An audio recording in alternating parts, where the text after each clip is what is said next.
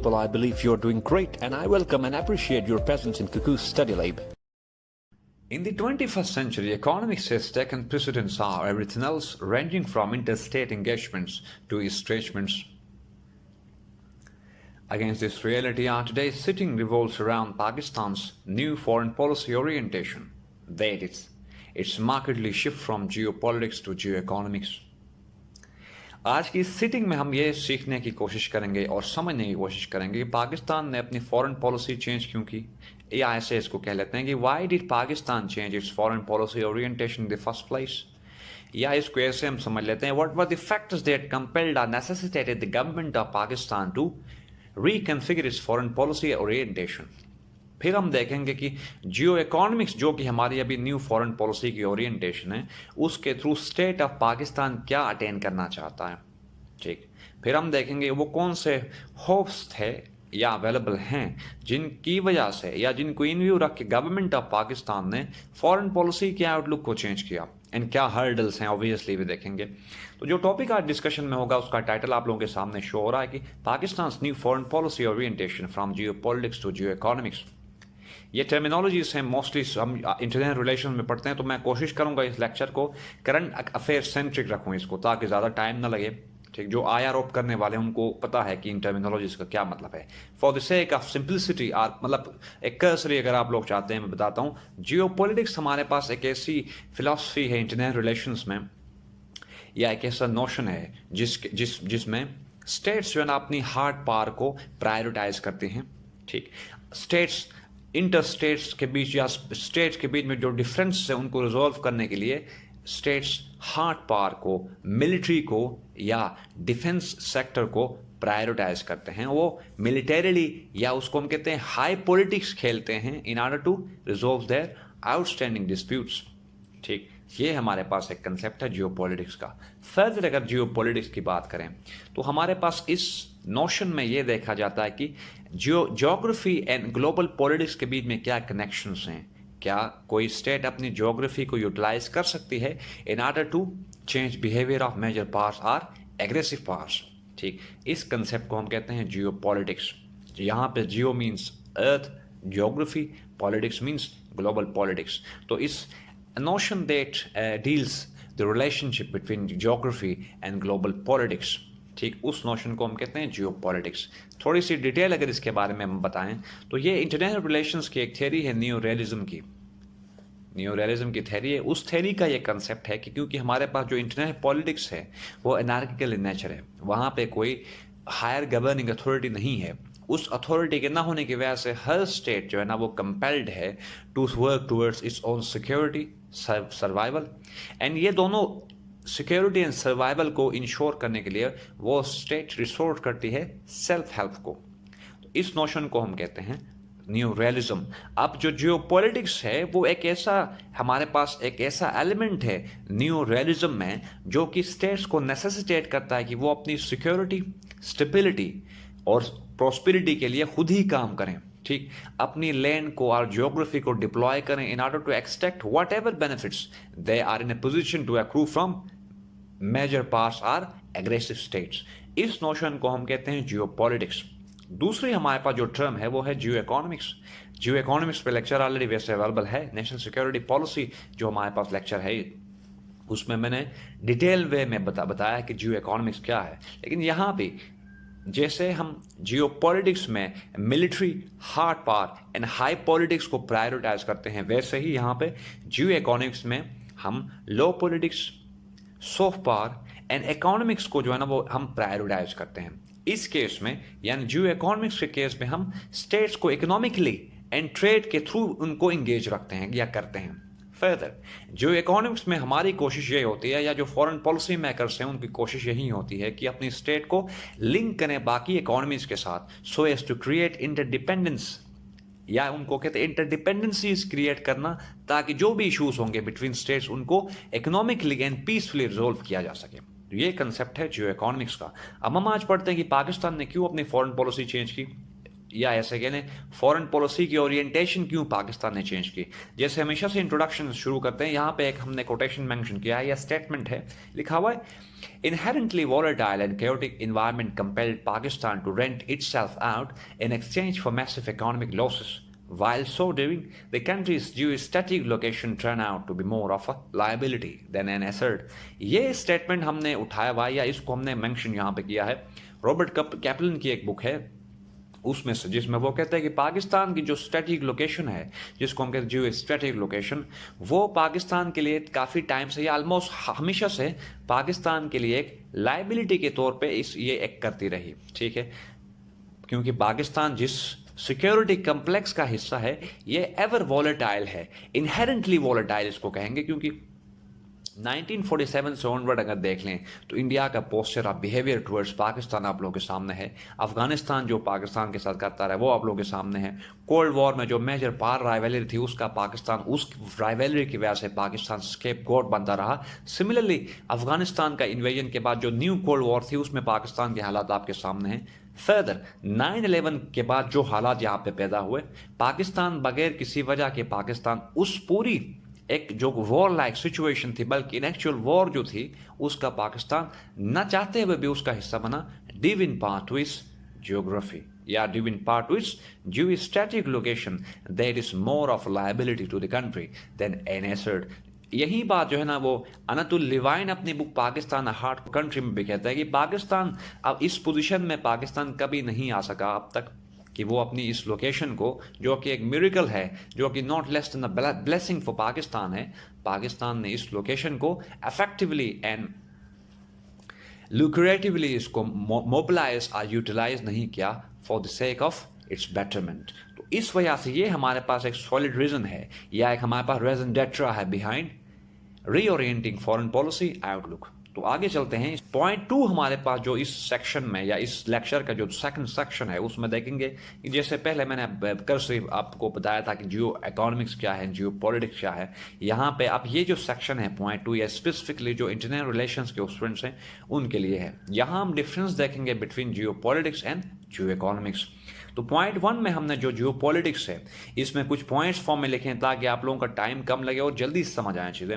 लिखा है hard power and high politics. तो जियो पॉलिटिक्स हमारे पास फॉरेन पॉलिसी में एक ऐसा टूल है whenever it comes to tailoring a foreign policy with respect to our vis-a-vis or by using the notion of neo-realist। तो इस फॉरेन पॉलिसी आउटलुक में हम या नेशंस और स्टेट्स हार्ड पावर को प्रायोरिटाइज करती हैं एंड हाई पॉलिटिक्स को प्रायोरिटाइज करती हैं।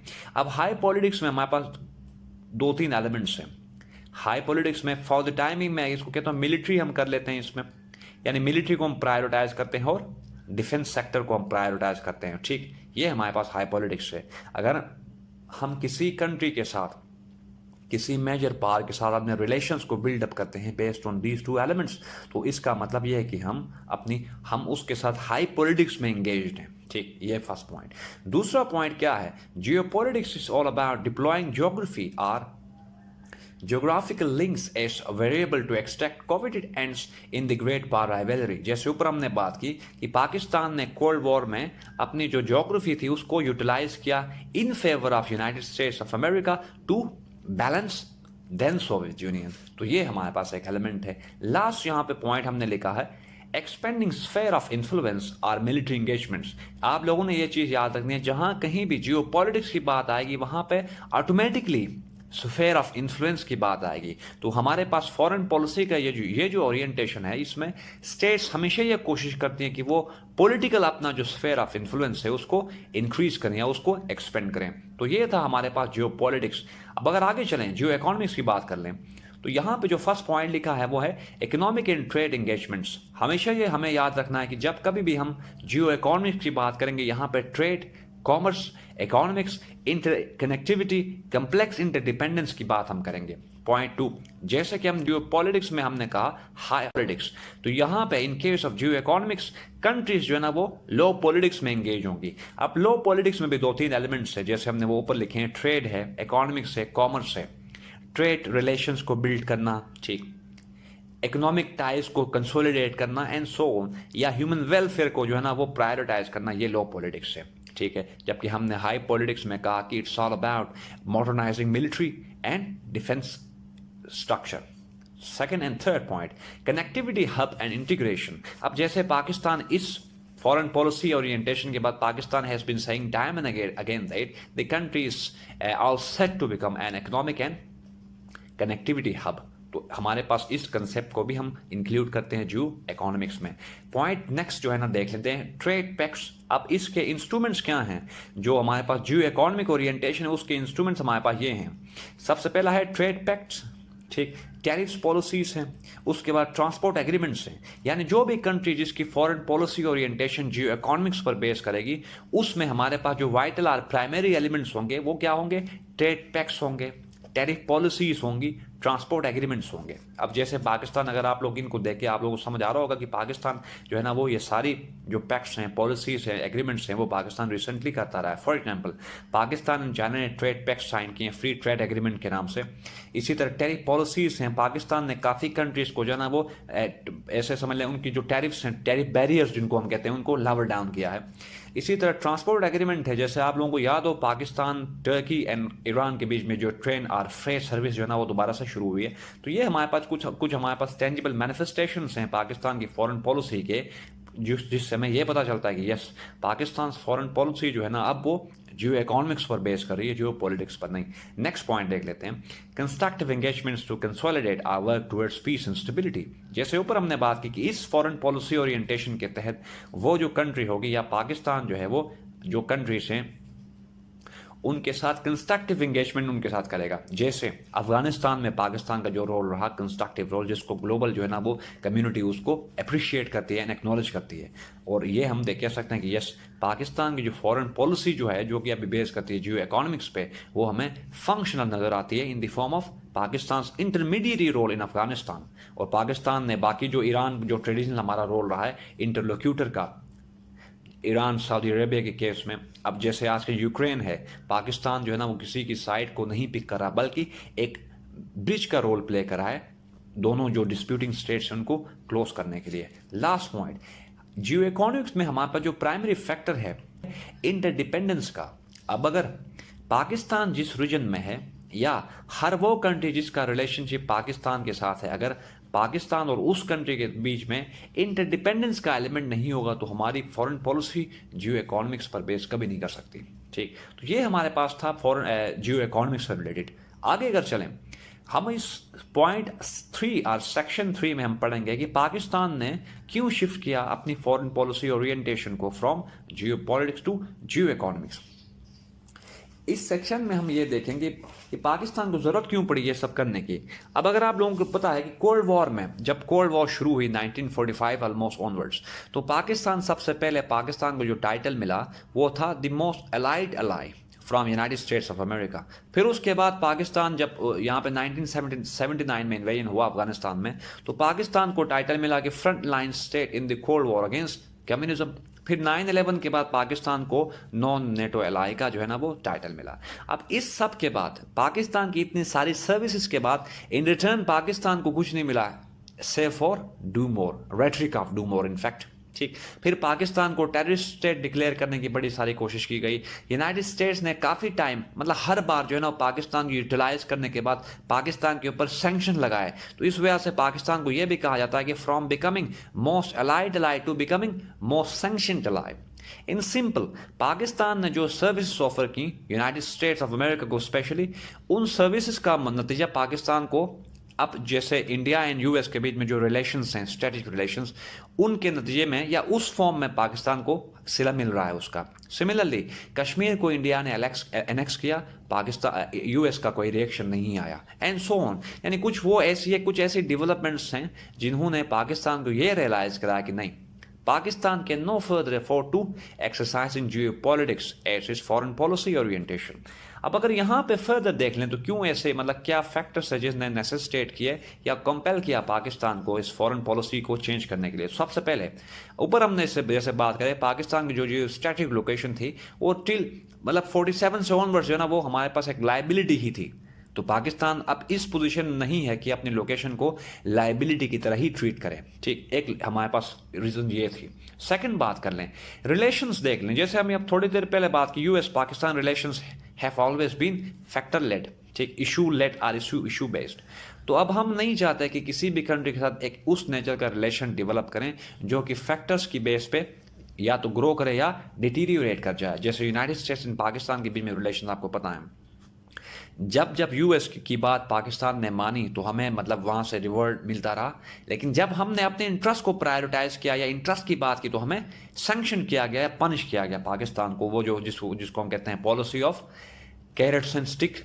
ठीक, तो ये हमारे पास एक फैक्टर है। थर्ड, पाकिस्तान में जैसे हम अपने हर लेक्चर में बात करते हैं कि 60% जो है ना वो यूथ बल्ज है या जिसको कहते हैं यूथ डायनेमिज्म पाकिस्तान में है। तो पाकिस्तान अगर जो पॉलिटिक्स खेलता रहा तो पाकिस्तान इस पोजीशन में कभी नहीं होगा कि यहाँ हमारे पास जो यूथ की फॉर्म में एक पाकिस्तान को एक जिसको हम फंजिबल पावर कहते हैं, ठीक, वो पाकिस्तान कभी, या लेटेंट पावर भी उसको कहते हैं बाज़ दफ़ा, जो यूथ है मतलब वेल्थ एंड यूथ या ह्यूमन जो डेमोग्राफी है उसको लेटेंट पावर। तो पाकिस्तान अपनी फॉरेन पॉलिसी की ओरिएंटेशन जियो पॉलिटिक्स रखकर कभी भी ह्यूमन एजेंसी को या यूथ को मोबिलाइज नहीं कर सकता, उनको प्रॉपरली चैनलाइज नहीं कर सकता। जब वो चैनलाइज नहीं होंगे तो फिर वो कैसे जीडीपी में प्रोडक्टिवली कंट्रीब्यूट करेंगे जीडीपी के ग्रोथ के लिए। ठीक, तो एक फैक्टर ये है। नेक्स्ट, इकोनॉमी की हालत आप लोगों को पता है, पाकिस्तान सीवियर इकोनॉमिक क्राइसिस का शिकार अब भी है, और आज न्यूज़ में आ रहा था कि Pakistan will again start IMF programme. ठीक, तो एक फैक्टर ये है। पॉलिटिकल इंस्टेबिलिटी आप लोगों को पता है 5 डेज में जो हुआ आप लोगों के सामने है कि पॉलिटिकल इंस्टेबिलिटी है। अब मैंने प्रीवियस लेक्चर में बताया था कि कनेक्शन क्या है between economy, polity, foreign policy and so on, तो ये एक फैक्टर भी है। नेक्स्ट, पाकिस्तान का जो इमेज है जिसको हम कहते हैं सॉफ्ट इमेज कहते हैं, वो ऑलमोस्ट इस टाइम एग्जिस्ट करता ही नहीं है, क्योंकि 9/11 के बाद इंडिया एंड जो हमारे पास फॉरेन मीडिया आउटलेट्स ने पाकिस्तान के इमेज के साथ ऐसा खेला कि पाकिस्तान का सॉफ्ट इमेज नाम की कोई चीज़ है ही नहीं। तो पाकिस्तान आप अपनी जियो इकोनॉमिक्स के थ्रू जो फॉरेन पॉलिसी की ओरिएंटेशन है उसकी। So this is all for today, people. If you got any confusion related to this topic, please let me know about your issues through your comments. I will address them in my next lecture. Thank you very much.